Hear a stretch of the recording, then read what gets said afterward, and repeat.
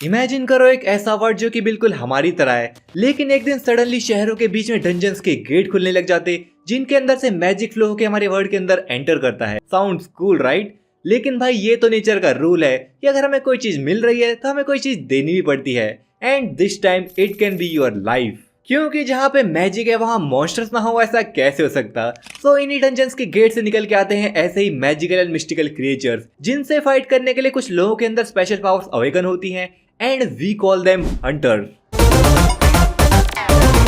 सो हमारी कहानी की शुरुआत होती है ऐसे ही एक हंटर से जिसका नाम है संग जिनवू। वेल हम इसे यहाँ पे जिन बुलाएंगे, लेकिन भाई यू नो वर्ड जहाँ पे पावर्स होती हैं वहाँ रैंक्स और लेवल्स का होना काफी कॉमन है। सो ऐसे ही ये जो हंटर्स हैं वो रैंक ई से रैंक एस तक डिवाइडेड हैं and the same goes for dungeons, जहाँ पे ये जो रैंक है वो भाई हंटर एसोसिएशन एक पावर मॉनिटरिंग सिस्टम के थ्रू डिसाइड करती है एंड कौन सा डंजन किस रैंक पे है वो उसकी डिफिकल्टी को तो शो करता ही है।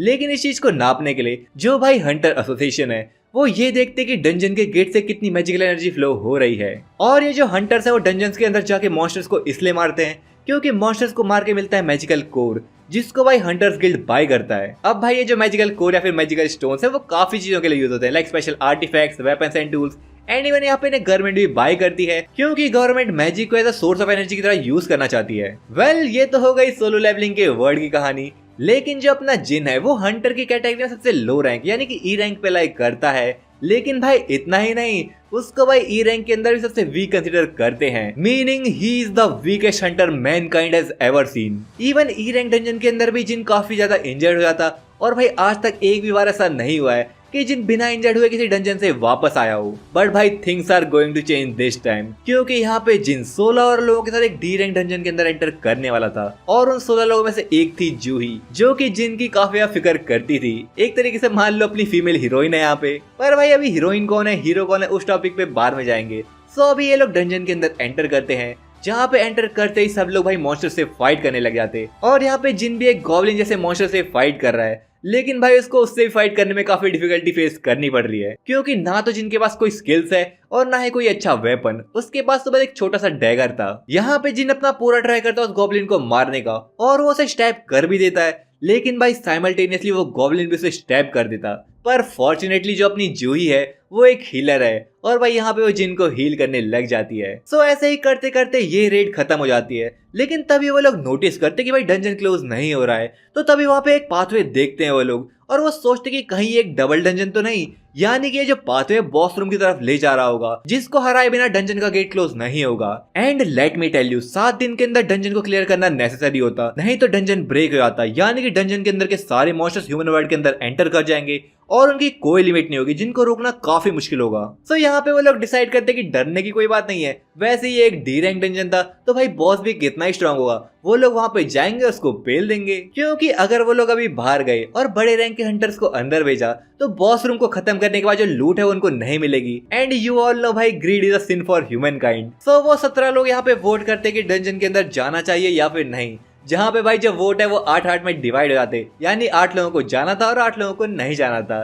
तो जो लास्ट वोट था वो था भाई अपने जिन का। बट जिन वॉज लाइक मरने की हालत में तो मैं हमेशा ही रहता हूँ, चाहे कोई भी डंजन हो, मौत के आगे तो मैं हमेशा खड़ा ही रहता हूँ। और इसके पीछे एक रीजन भी था, क्योंकि जो उसकी माँ थी वो हॉस्पिटल के अंदर थी और जो उसकी बहन थी वो कॉलेज के अंदर भी पढ़ती थी, तो सब चीज के पैसे भाई उसी को पे करने थे और बिना कोई रिस्क लिए एकदम से अमीर बनना, इतने सारे पैसे कमाना वो तो भाई पॉसिबल नहीं था और ये चीज जिन भी जानता है। सो वो डिसाइड करता है कि मैं तो जाऊंगा डंजन के अंदर। सो यहाँ पे सारे लोग अब डंजन के अंदर जाना शुरू कर देते। तो यहाँ पे हम देखते कि सारे लोग उस पाथवे के अंदर जा रहे थे, लेकिन भाई यहाँ पे जूही अपने जिन से काफी गुस्सा थी क्योंकि जूही को उस डंजन के अंदर नहीं जाना था। तो यहाँ पे वो जिन से कहती है इसके बदले तुम्हें मुझे डिनर पे लेके जाना पड़ेगा। तो जिन भी लाइक अच्छा ठीक है ले चलूंगा। सामने से भाई इतनी सुंदर लड़की डेट के लिए पूछ रही है तो मना कैसे कर सकता है भाई। खैर फिर वो लोग काफी देर तक चलते चलते एक रूम के पास पहुंचते जिसका भाई गेट काफी ज्यादा बड़ा था। फिर वो उस रूम के अंदर एंटर करते हैं, जिसको देख के वो एकदम शॉक रह जाते क्योंकि भाई रूम के अंदर कुछ भी नहीं था, ना कोई मॉन्स्टर था ना कोई क्रिएचर से। वहां तो बस बड़ी बड़ी मूर्तियां थी और एक मूर्ति तो इतनी बड़ी थी जिसे देख के सब लोग चौंक गए थे। So now they all started exploring the room और सडनली यहाँ पे जो रूम का गेट था वो बंद हो जाता है। सब लोग एकदम पैनिक में कि ये क्या हो गया। तो तभी एक बंदा दौड़ के गेट के पास आता है उसे खोलने का ट्राई करने के लिए, लेकिन उसके अगले ही मोमेंट में पास खड़ा हो जो स्टैचू है उसको एकदम बीच से काट देता। अब सब लोगों की यहाँ पे फट के चार हो गई, क्योंकि जस्ट जो अभी बंदा मरा वो डी रैंक का हंटर था। सो जिन भी लाइक, अरे मैं तो बस ई रैंक का हंटर हूँ, उसने भाई डी रैंक के हंटर को इतनी आसानी से मार दिया, आखिर मेरा क्या होगा। बट फिर यहाँ पे जिन को रियलाइज होता कि अगर ये छोटे स्टैचूज मूव कर सकते हैं तो क्या ये बड़ा स्टैचू भी मूव कर सकता।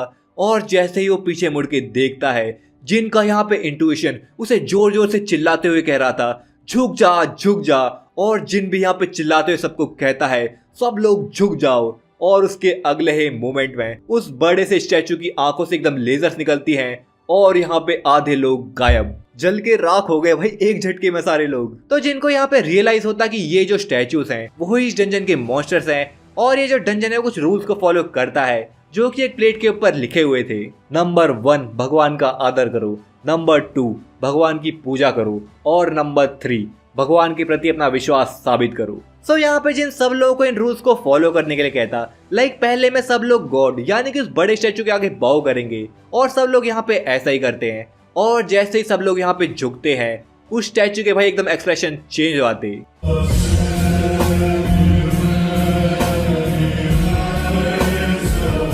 तो ऐसा करके वो स्टैचू उनके ऊपर अटैक करना तो बंद कर देता है। तो वो लोग सोचते कि अब हम बच गए हैं, लेकिन फिर सडनली वो स्टैचू खड़ा होता है और धीरे धीरे उनकी तरफ बढ़ने लगता। तो यहाँ पे जो दूसरा रूल था अब उसे फॉलो करना था, यानी कि गॉड को प्रेस करने का या उसकी प्रेयर करने का।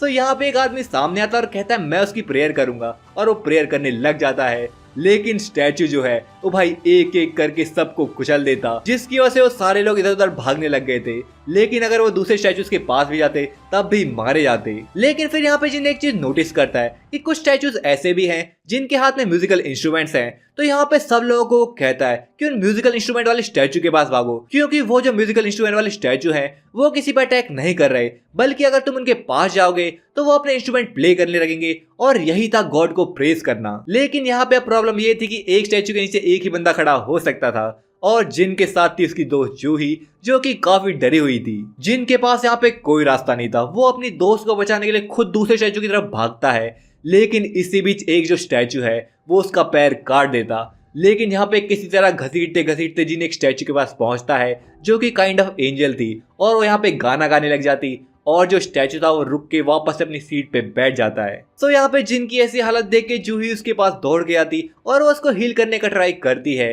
लेकिन जूही अपने आप को काफी ज्यादा ओवर एक्सर्ट कर रही थी, क्योंकि एक तो वो यहाँ पे डरी हुई थी, तो उसका जो मैजिक था वो भी काम नहीं कर रहा था, जिसकी वजह से अब जूही के मुंह से यहाँ पे ब्लड आने लगा। लेकिन ये चीजें अभी खत्म नहीं हुई थी, क्योंकि एक रूल अभी बाकी था, जो कि था गॉड के प्रति अपना विश्वास शो करने का। तो जिन यहाँ पे कहता है इस चीज का मतलब सेक्रीफाइस देना होगा, जिसको सुन के यहाँ पे सारे लोग कहते हैं कि जो पार्टी का लीडर था जिसने हमें यहाँ आने के लिए कहा उसको यहाँ पे मरना चाहिए और सेक्रीफाइस देना चाहिए, जो कि था सॉन्ग चियूल। बट फिर सडनली एक अल्टर रूम के बीच से निकलता है और जिन यहाँ पे सब लोगों को उस अल्टर के पास खड़े होने को कहता। यहाँ पे हम देखते हैं कि बस 6 लोग बचे हैं और अल्टर के पास 6 रेड फ्लेम्स हैं जो कि लोगों के नंबर को शो कर रही है, और ब्लू फ्लेम्स हैं जो कि एक काउंटडाउन को शो कर रही है। सो जैसे ही ये काउंटडाउन शुरू होता एकदम से रूम का गेट खुल जाता है और सारे वेपन वाले स्टैचूज उनकी तरफ बढ़ने लगते। अब एक एक करके यहाँ पे डर के मारे लोग भागने लग गए और जो गेट था वो धीरे धीरे करके क्लोज होने लगा। जिन चाहे तो यहाँ से जा सकता था, बट उसने जूही को बचाना ज्यादा इंपॉर्टेंट समझा, क्योंकि अब जिन और जूही दोनों ही नहीं चल सकते थे। तो जिन ने जूही को दूसरे के साथ भेज दिया और खुद डंजन के अंदर रहने का डिसाइड किया, क्योंकि एक पर्सन को तो डंजन के अंदर रुकना ही पड़ता। तो जिन यहाँ पे थोड़ा उन लोगों को क्रिटिसाइज करने लग जाता कि कैसे उसने उन सब लोगों की जान बचाई, लेकिन उन लोगों ने क्या किया,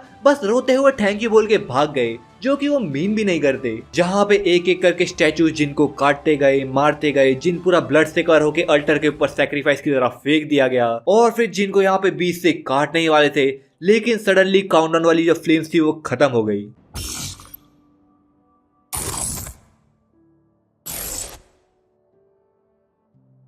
और अब यहाँ से शुरू होती है संग जिन वू के अकेले लेवल अप होने की कहानी।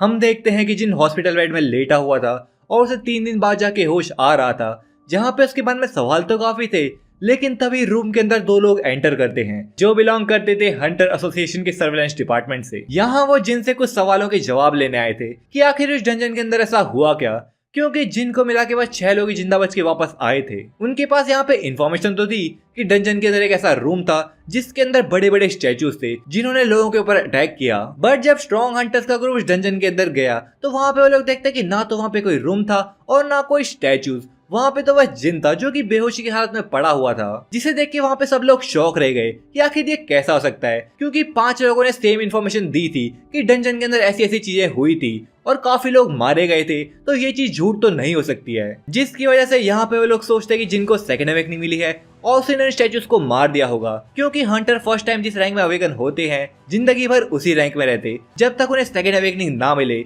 जिसके होने की पॉसिबिलिटी 1% से भी कम होती है। तो इसी चीज को चेक करने के लिए वो एक मैजिक मेजरमेंट डिवाइस निकालते हैं और जैसे ही उसका रिजल्ट देखते एकदम शॉक रह जाते। जिन भी भाई अब कंफ्यूजन में था कि कहीं मैं नेक्स्ट लेवल स्ट्रॉन्ग तो नहीं बन गया, पर यहाँ पे ऑफिसर देखता है कि जिन का पावर लेवल तो बस 10 है। इवन एक ई रैंक हंटर का भी एवरेज पावर लेवल 70 से 100 के बीच में होता है। ऑफिसर यहाँ पे मन ही मन ये सोचता है कि ये बेचारा डंजन के अंदर जाके अभी तक जिंदा है, यही इसके लिए सेकंड अवेकनिंग से कम नहीं है। फिर यहाँ से वो ऑफिसर ज्यादा कुछ ना कहे खिसक लेते हैं और जिन भी समझ जाता है कि there is no way humanity के वीकेस्ट हंटर को सेकंड अवेकनिंग मिलेगी। लेकिन यहाँ पे जिन को एक चीज समझ नहीं आई कि आखिर वो जिंदा कैसे बच गया और उसके जो हाथ पैर हैं जो कि कट गए थे वो ठीक कैसे हो गए, और उसके सर के ऊपर ये फ्लोट क्या कर रहा है जिसके ऊपर लिखा है यू हैव अनरीड मैसेजेस। वो उस मैसेज को टच करने का ट्राई करता है बट यहाँ पे कुछ भी नहीं होता, और ये जो मैसेजेस थे वो उन ऑफिसर को भी नहीं दिखे थे, नहीं तो इसके बारे में यहाँ पे मेंशन तो जरूर करते। लेकिन फिर यहाँ पे रूम के अंदर जिनकी बहन आ जाती जो कि आते ही उसे खूब सुनाती है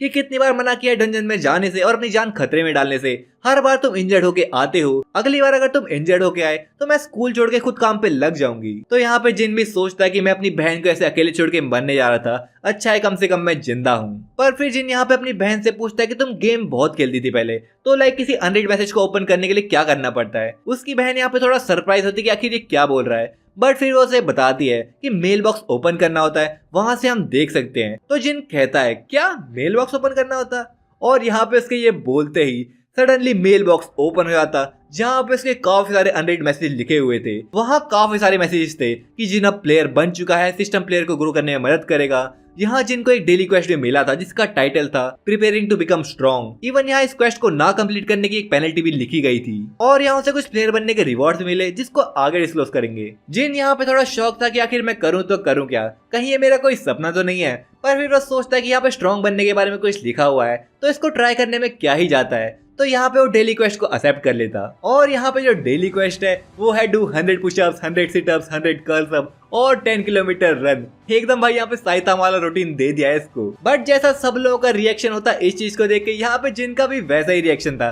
जिन भी लाइक अबे पागल है क्या, वैसे एक बीमार आदमी हॉस्पिटल में पड़ा हुआ है और ये सब करने को कह रहा है ये। तो जिन यहाँ पे चादर ओढ़ के सो जाता है, लेकिन भाई वो एक चीज तो भूल ही गया था कि इस क्वेस्ट को ना कंप्लीट करने की एक पेनल्टी भी थी। तो फिर क्या था भाई, डेली क्वेस्ट कंप्लीट करने का टाइम निकल गया और यहाँ पे पेनल्टी स्टार्ट हो गई। एकदम से जिन को होश आया और भाई यहाँ पे भूकंप आने लगा। जिन सोचता है कि आखिर ये हो क्या रहा है, और एकदम से पूरा रूम गायब हो गया और भाई जो जिन था वो सडनली एक रेगिस्तान जैसी जगह में पहुंच गया। जिन भी लाइक साला ये कहाँ पे आ गया मैं, लेकिन भाई तभी रेत के अंदर से निकल गया था एक जायंट सेंटीपीड मॉन्स्टर और वो जिन के ऊपर अटैक कर देता। जिन को यहाँ पे डेली क्वेस्ट की जगह एक पेनल्टी क्वेस्ट कंप्लीट करना था जो कि था सर्वाइव द जायंट सेंटीपीड, और वो भी पूरे 4 घंटे के लिए। सिस्टम भी लाइक मेरी आज्ञा का पालन नहीं करोगे तो 100 गुना मुश्किल टास्क करना पड़ेगा। पर किसी तरह बचते बचाते गिरते पड़ते जिन यहाँ भाई 4 घंटे तक सर्वाइव कर लेता और क्वेस्ट कंप्लीट होते ही उसको रूम के अंदर फेंक दिया जाता। यहाँ पे जिनको क्वेस्ट कंप्लीट करने के कुछ रिवॉर्ड भी मिले थे, लेकिन भाई जिन अभी इस हालत में नहीं था कुछ भी देख पाए और वो यहाँ पे बेहोश हो जाता। जिसके बाद अगले दिन से तो भाई जिन एकदम आज्ञा का पालन करने वाला शिष्य बन गया था,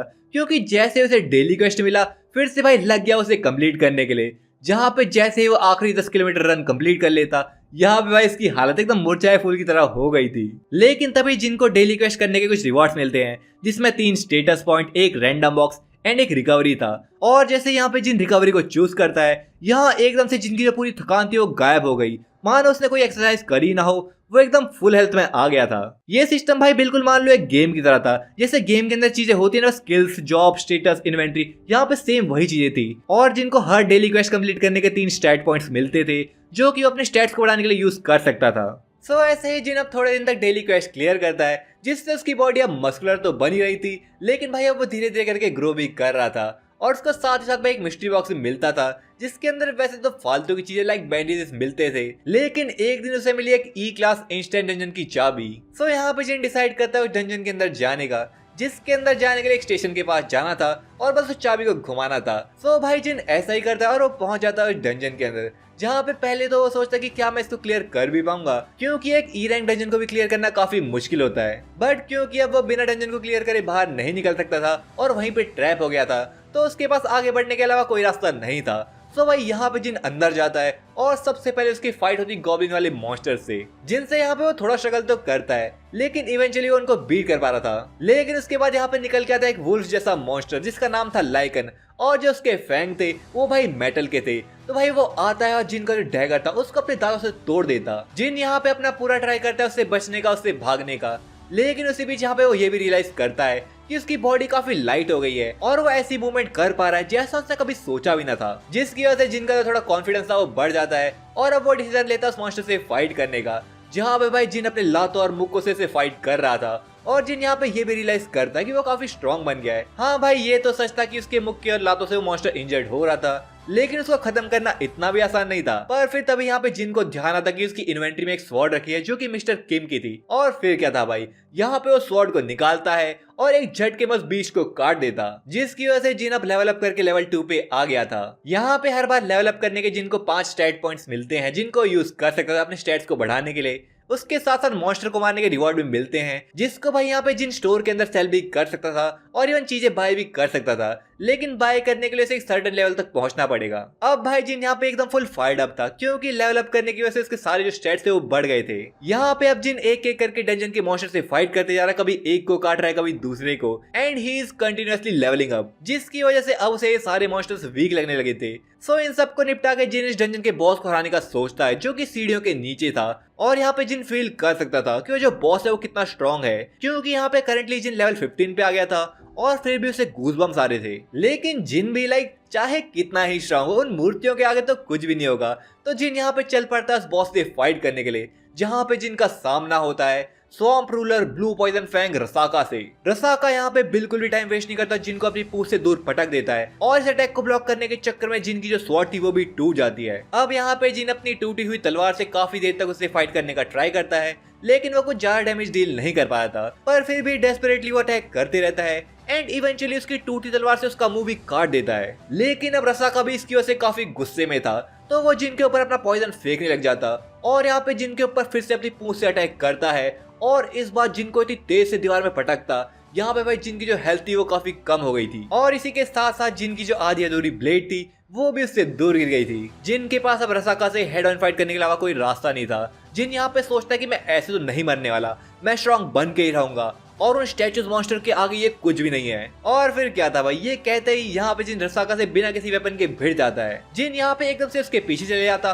और उसे जकड़ लेता है। तो यहाँ पे वो देखता है कि जो रसाका है अब वो थोड़ा स्ट्रगल कर रहा है, तो जिन समझ जाता है कि उसकी स्ट्रेंथ काफी ज्यादा बढ़ चुकी है और जो रसाका है उसका यहाँ पे दम घुट रहा है। तो फिर क्या था भाई, जिन यहाँ पे एकदम से चिल्लाता है, मान लो सुपर सैयन मोड में आने वाला हो, और अपनी पूरी ताकत को यूज करके रसाका को भाई उसके ही मोड से मार देता, यानी कि उसे स्ट्रेंगल करके मार देता है। जिन यहाँ पे जैसे ही रसाका को मारता है वो लेवल अप तो करता ही है, लेकिन उसे कुछ स्पेशल आइटम्स भी मिलते हैं like Rasaka's poison and Rasaka's fang dagger. अब ये जो डैगर था वो कोई मामूली डैगर नहीं था, क्योंकि इसका अटैक पॉइंट तो ज्यादा था ही, लेकिन इसके पास 2 स्पेशल इफेक्ट्स भी थे।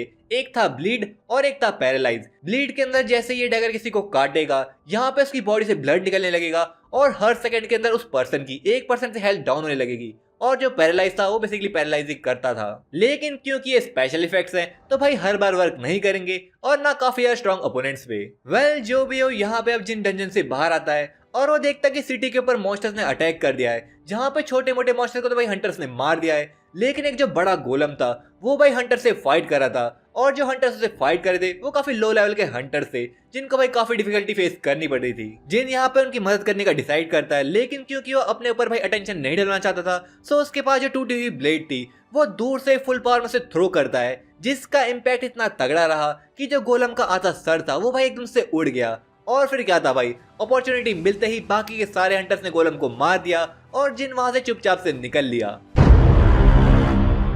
वेल अब जिन धीरे धीरे करके लेवल अप तो कर रहा था, लेकिन भाई जीने के लिए तो रोटी कपड़ा और मकान मांगता है ना, तो उसको पैसों की जरूरत तो पड़ती ही, और क्योंकि है तो वो ई रैंक हंटर ही, तो ना तो वो सोलो डंजन्स के अंदर जा सकता है और ना किसी बड़े मॉन्स्टर को मार के उसका कोर निकाल के गिल्ड को दे सकता, क्योंकि अगर वो ऐसा करेगा तो उन लोगों को शक हो जाएगा कि कुछ ना कुछ गड़बड़ तो जरूर है। सो अब यहाँ पे जिनको अपने मकान का किराया भी भरना था तो वो लग गया सर्च करने में कि कोई उसे अपनी टीम के अंदर ले ले और वो कम से कम नॉर्मल अमाउंट तो कमा पाए। सो जिनको यहाँ पे एक मिशन मिलता है जहाँ पे कुछ हंटर्स एक सी रैंक डंजन के अंदर जा रहे थे और जिनको बस उस पार्टी को ज्वाइन करने के लिए भाई 20 लाख वॉन मिल रहे थे। अब ऐसा इसलिए था क्योंकि सी रैंक डंजन के अंदर एंटर करने के लिए कम से कम 10 मेंबर्स की पार्टी होनी चाहिए और उनके अंदर भी 5 हंटर सी रैंक के होने चाहिए। तो यहाँ पे जिनको बस नंबर फिल करने के लिए बुलाया गया था, जहाँ पे उसे अब कुली बना देते हैं और सारा सामान उसे ही पकड़ा देते। यहाँ पे जिन अब मिलता है योजिनो से, जो कि काफी ज्यादा अमीर बंदा था, जो कि था तो बस डी रैंक का हंटर ही, लेकिन उसके जो इक्विपमेंट थे वो भाई ए रैंक से कम नहीं थे। वेल सो यहाँ सब अंदर जाते हैं और देखते हैं कि डंजन के अंदर तो कोई मॉन्स्टर्स है ही नहीं, वहां तो बस काफी सारी गुफाएं दिख रही हैं और काफी अंधेरा है।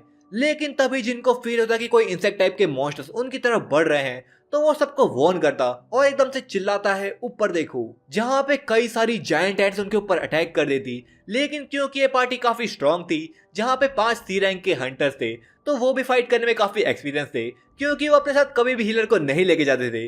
सो कुछ ही देर में यहाँ पे उनका सफाया कर देते और जिनको यहाँ पे कुछ करने की जरूरत ही नहीं पड़ी। तो उस पार्टी का लीडर यहाँ पे जिनके पास आता है और उससे कहता है तेरे सेंसेस तो काफी ज्यादा शार्प हैं, तेरी वजह से ही हम बच पाए, लेकिन अच्छा होगा कि अगर तू छोटी छोटी चीजों पे ध्यान ना दे।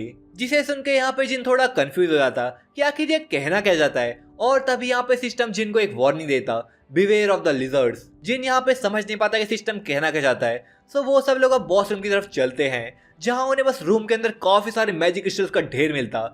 वैसे भाई जो मैजिक क्रिस्टल्स है वो मॉन्स्टर से मिलने वाले कोर के जितने कीमती तो नहीं थे, लेकिन जितना यहाँ पे अमाउंट था उससे काफी पैसे मिल सकते थे। लेकिन जहाँ पे वो क्रिस्टल्स थे उसके थोड़े आगे ही डंजन का बॉस यानी कि एक मकड़ी, वो भाई बढ़िया से पेट पूजा करके सोई हुई थी। और यहाँ पे दिक्कत ये भी थी कि वो लोग इन क्रिस्टल्स को तोड़ के ले जाने के लिए कोई टूल्स भी नहीं लेके आए थे।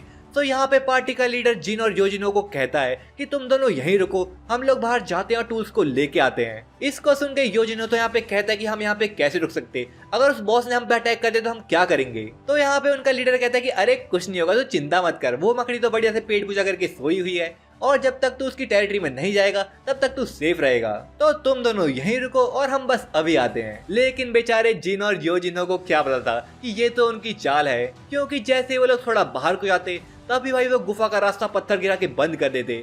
और फिर क्या था भाई, जिन और योजिनो बॉस के रूम में फंस गए थे और ऊपर से बॉस भी अब जाग गया था। जिन यहाँ पे फिर समझ जाता है कि आखिर सिस्टम लिजर्ड्स किसको कह रहा था और वार्निंग क्यों दे रहा था, क्योंकि ये जो हंटर्स थे वो काफी लालची थे और लालच के मारे किसी को भी मार सकते थे। तो भाई ये किसी गिरगिट से कम नहीं थे, क्योंकि डंजन के अंदर तो कोई कैमरा वगैरह भी नहीं होता, तो यहाँ पे वो कुछ भी कर सकते हैं और किसी को पता भी नहीं चलेगा। वेल जिन को क्या था, वो तो मजे से हाथ बांध के खड़ा हुआ था, लेकिन फटी तो भाई यहाँ पे योजिनो की थी। वो सोचा था कि अब हम क्या करेंगे। सो जिन भी लाइक क्या करेंगे, अरे तो यही रुक, मैं इस मॉन्स्टर को पेल के आता हूँ। तो भाई जिन यहाँ पे कूद पड़ता है बॉस से फाइट करने के लिए। जिन को यहाँ पे ऐसे फाइट करते हुए देख योजिनो तो एकदम शौक रहा था। वो कहता है कि क्या सही में एक ई रैंक हंटर है, क्योंकि जिन तो भाई यहाँ पे ऐसे फाइट कर रहा था मानो उसको कितना एक्सपीरियंस हो। वेल जिन यहाँ पे अपने रसा का फैंग डैगर को यूज करता है, लेकिन क्योंकि बॉस की हेल्थ काफी ज्यादा थी तो उसके जो स्पेशल इफेक्ट्स थे वो काम नहीं कर रहे थे, जो कि मैंने आपको पहले बताया था, जो ब्लीड और पैरालाइज थे। जिन यहाँ पे फिर कंटिन्यूअसली बॉस से फाइट करता गया। 5 मिनट हो गए, 10 मिनट हो गए, 15 मिनट हो गए, लेकिन भाई जो बॉस था उसको ज्यादा डैमेज नहीं पड़ रहा था। लेकिन जो जिन था उसका जो स्टैमिना था वो काफी जल्दी कम होते जा रहा था। लेकिन जिन यहाँ पे इतने में नहीं रुकता, क्योंकि वो एक्टिवेट कर लेता है अपनी स्प्रिंट स्किल को, जिससे भाई वो एकदम फुल स्पीड में भाग रहा था और एकदम फुल स्पीड में अटैक कर पा रहा था, जिससे अब डैमेज तो थोड़ा ज्यादा पड़ रहा था, लेकिन भाई उससे भी ज्यादा स्पीड में जिन का जो स्टैमिना था वो खत्म होते जा रहा था। जैसे ही जिन यहाँ पे थोड़ा भी स्लो हुआ, अगले ही मूवमेंट में जो बॉस अपने स्पाइडर लेग्स को यूज करके जिन को एक किक मारता है, जिसकी वजह से जिन जाता है दीवार से जा टकराता है और उसकी हेल्थ यहाँ पे काफी कम हो जाती है। उसकी भाई यहाँ पे हेल्थ तो काफी कम हो ही चुकी थी, लेकिन जो उसका स्टैमिना था वो तो भाई बिल्कुल खत्म ही हो गया था। तो इसी बात का फायदा उठा के बॉस जिन को अपने लास्ट अटैक से खत्म करने वाला था, लेकिन तभी अचानक से जिन यहाँ पे खड़ा हो जाता और उसके आसपास से लाइट निकल रही थी, जहाँ पे हम देखते हैं कि आज के दिन के जो डेली क्वेस्ट थे उसके भाई रिवॉर्ड्स यहाँ पे जिनने नहीं लिए थे, यानी कि उसके पास रिकवरी का रिवॉर्ड बाकी था। तो यहाँ पे उसने वही यूज किया और अपनी फुल स्ट्रेंथ में आ गया, यानी कि अब शिकारी जिन था और शिकारी बॉस फिर जिन भाई उसे दिखाता है कि शिकार कैसे किया जाता है और शुरू से ही अपनी फुल स्पीड और एकदम फुल स्ट्रेंथ में अटैक करने लग जाता। और इस टाइम डैगर के जो स्पेशल इफेक्ट्स ब्लीड और पैरालाइज थे वो भी यहाँ पे काम करने लगे। तो भाई कुछ ही देर में फाइनल ब्लो मार के जिन यहाँ पे डंजन बॉस को खत्म कर देता। जिन को एक सी रैंक डंजन बॉस को हराते हुए देख योजिनो तो यहाँ पे एकदम शौक रहा था और वो सोचता है कि जिन भाई ई रैंकर तो नहीं हो सकता, तो यहाँ पे वो सोचता है कि जिन पक्का एक फॉल्स रैंकर होगा। यानी कि कुछ लोग ऐसे होते जो कि अपनी पावर को कंसील करके अपनी रैंक को छुपाते हैं और जिन भी वही हो सकता। लेकिन भाई मोस्टली ये जो लोग होते हैं वो साइकोपाथ होते हैं, जिसको सोच के योजिनो की तो एकदम फट जाती है कि कहीं ये मुझे भी ना मार दे। तो यहाँ पे योजिनो फटाफट से जिन की सेवा करने लग जाता और जैसे यहाँ पे जिन वापस आता है यहाँ पे योजिनो से पानी ऑफर करता है और उसे कहता है अरे सर तुम आराम से पानी पियो, तब तक मैं एक क्रिस्टल वगैरह जमा करता हूँ और फिर हम आराम से बाहर चलेंगे। लेकिन तभी हम देखते हैं कि वो सारे हंटर्स यहाँ पे वापस आ गए थे और ये देख के शौक रह गए कि इन दोनों ने एक सी रैंक मॉन्स्टर को हरा दिया है। तो यहाँ पे वो यही अज्यूम करते कि ये काम योजिनो का होगा क्योंकि उसके पास काफी अच्छे इक्विपमेंट्स थे और क्योंकि योजिनो बड़े बाप की औलाद भी था। तो वो सारे हंटर्स योजिनो को ऑफर करते हैं कि अगर तू यहाँ पे जिन को मार देगा तो हम तुझे कुछ नहीं करेंगे और अपनी पार्टी में भी ले लेंगे। लेकिन ये सुन के योजिनो तो काफी गुस्सा हो जाता क्योंकि उन्होंने उसे पहले मरने के लिए छोड़ दिया था और अब वो ऐसा कह रहे हैं। वैसे भी भाई वो जिन को तो नहीं मार सकता था। सो अब वो लोग इन दोनों को मारने के लिए रेडी थे, पर पहले वो जिन के ऊपर हमला करते हैं जहाँ पे एक फायरबॉल जैसा अटैक करते हैं जिन के ऊपर, जिससे भाई जिन दीवार में जा टकराता। उन लोगों को तो भाई यहाँ पे लग रहा था कि जिन मर गया होगा, लेकिन यहाँ पे जिन तो भाई सोच में डूबा हुआ था कि आखिर ये दुनिया ऐसी क्यों है जहाँ पे स्ट्रांग होना ही सब कुछ है और जो वीक हैं उनको पैरों के नीचे कुचल दिया जाता है। आखिर वो कैसे भूल सकता है कि इस जगह में वो स्ट्रांग ही टिक सकते हैं। और तभी जिन के सामने एक इमरजेंसी क्वेस्ट अपीयर होता है कि प्लेयर को कुछ लोग मारना चाहते हैं तो उससे पहले तुम सबको मार दो, नहीं तो पेनल्टी के रूप में तुम्हारी डेथ हो जाएगी। यानी कि चाहे अब जिन अपने आप को बचाने के लिए मारे या फिर क्वेस्ट पूरा करने के लिए, ह्यूमंस को उसे मारना तो पड़ेगा ही, जिसके बारे में उसने आज तक कभी सोचा भी ना था। जिन यहाँ पे तभी थोड़ा हंसता है और सोचता है ये सही है, सिस्टम यहाँ पे मुझे अपने पर्पस के लिए यूज कर रहा है और मैं सिस्टम को अपने पर्पस के लिए यूज करूंगा। और अब जिन यहाँ पे वापस से खड़ा हो गया, जिसे देख के सब लोग शौक रह गए कि आखिर ये बच कैसे गया और आपस में बातचीत करने लगते। लेकिन यहाँ पे जिन कहता है तुम लोगों की लाइफ के साथ खेल रहे थे, तो क्या तुम अब उस चीज का खामियाजा भुगतने के लिए तैयार हो? अगर तुम हंटर्स हो तो क्या तुम खुद हंट होने के लिए तैयार हो? लेकिन ये सुन के तो भाई वहाँ पे सब लोग हंसने लग जाते और तभी एक हंटर आता है और जिनकी गर्दन पे हाथ डाल के बोलता है लगता है तू समझ नहीं पा रहा कि आखिर तू किस सिचुएशन में फंसा है। लेकिन तभी जिन अपने डैगर से उसका सर उसकी बॉडी से अलग कर देता और कहता है अब टाइम आ गया अपनी वीकनेस को छोड़ के स्ट्रॉन्ग बनने का। अगले ही मूवमेंट में फिर से जिन के ऊपर फायरबॉल यूज करते, लेकिन जिन अपनी सुपर स्पीड को यूज करके उसका हाथ ही काट देता और उसे छोटे छोटे टुकड़ों में यहाँ पे काट देता है। जिसके बाद एक एक करके सारे हंटर्स के ऊपर वो हमला करता, जहाँ किसी के हाथ कट रहे हैं, किसी की पूरी बॉडी, और सबके ऊपर पैरालिसिस और ब्लीड का इफेक्ट भी होना शुरू हो जाता। और अब टाइम आ चुका था उस पार्टी के लीडर का, जहाँ पे वो सोचता है कि जिन इतने लोगों से फाइट करके अब थोड़ा थक गया होगा तो मैं उसे इजिली पेल दूंगा क्योंकि मैं काफी अब पावरफुल हूँ। जिसके बाद वो जिन के ऊपर चार्ज कर देता है, लेकिन पलक झपकते ही जिन उसे भाई जमीन में गाड़ देता। ये भाई इतनी जल्दी हुआ कि उसे समझ ही नहीं आया कि आखिर मैं जमीन में क्या कर रहा हूँ। जिसके बाद वो अपनी लाइफ की यहाँ पे भीख मांगने लगता है और कहता है कि तुझे जो भी चाहिए मैं तुझे दे दूंगा, तुझे पैसा चाहिए क्या चाहिए मैं सब तुझे दे दूंगा। लेकिन जिन वाज लाइक मुझे बस तेरा सर चाहिए। और ये सुनते ही वो भाई काफी गुस्सा हो जाता और यहाँ पे वो जिन को धमकी देने लगता है कि तू जानता नहीं है मेरा भाई कौन है। लेकिन इससे पहले कि उसकी बात यहाँ पे खत्म हो, जिन भाई उसका सर उड़ा देता है। जिसके बाद यहाँ पे सीन शिफ्ट होता है यूएसए की तरफ, जहाँ पे हम देखते हैं कि एक हट्टा कट्टा आदमी अपनी नींद से रोते हुए उठता है। तो भाई आज की वीडियो में इतना ही। अगर आपको सोलो लेवलिंग की और भी वीडियोस देखनी है तो आप चैनल को सब्सक्राइब कर सकते हो और भाई वीडियो को लाइक करना मत भूलना। मिलता हूँ आपसे अगली वीडियो में, तब तक सायोनारा।